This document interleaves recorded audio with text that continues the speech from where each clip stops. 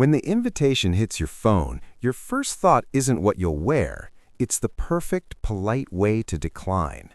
This isn't about shyness, and it's not social fear. A specific group of people is simply built to thrive in their own company. And recent psychology is finally giving them a name that changes everything.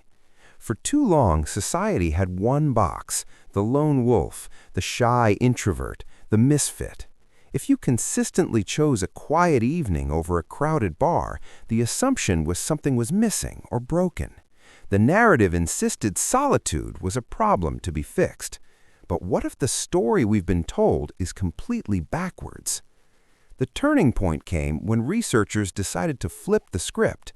Instead of asking, why is this person avoiding others, they asked, could they be gaining something positive from being by themselves? This led to the identification of a distinct trait: voluntary solitude. Not antisocial behavior, which is hostile, not social avoidance, which is rooted in anxiety. This is a peaceful, deliberate choice.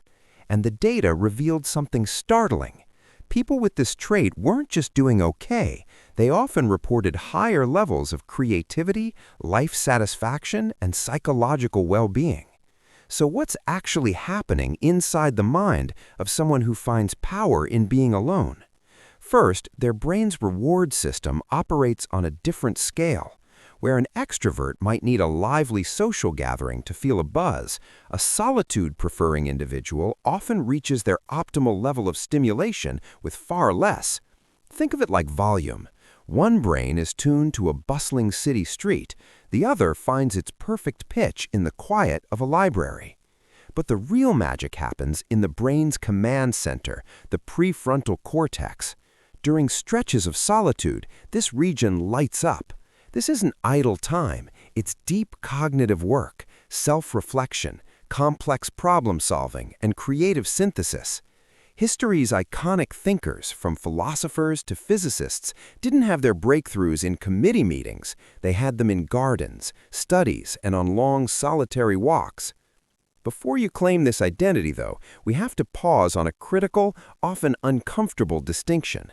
Are you selecting solitude, or are you seeking shelter within it? Psychologists note a world of difference between solitude as a chosen practice and solitude as a protective shield against potential rejection or the effort of connection. One comes from a place of feeling whole. The other can stem from a fear of being seen as not enough. True solitude is a choice, not a hiding place. So how can you tell which one describes you? It's in the why.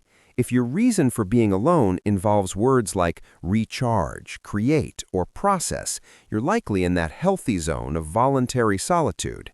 If the words are more like safer, simpler, or less risky, that might be worth a gentle, honest look. Neither is a failure, but understanding the motive is key to your growth. For those who genuinely flourish alone, they've cracked a code our hyper-connected world has forgotten: that wholeness is an inside job. You don't need to be completed. You are already the entire masterpiece. This isn't arrogance. It's profound self-sufficiency.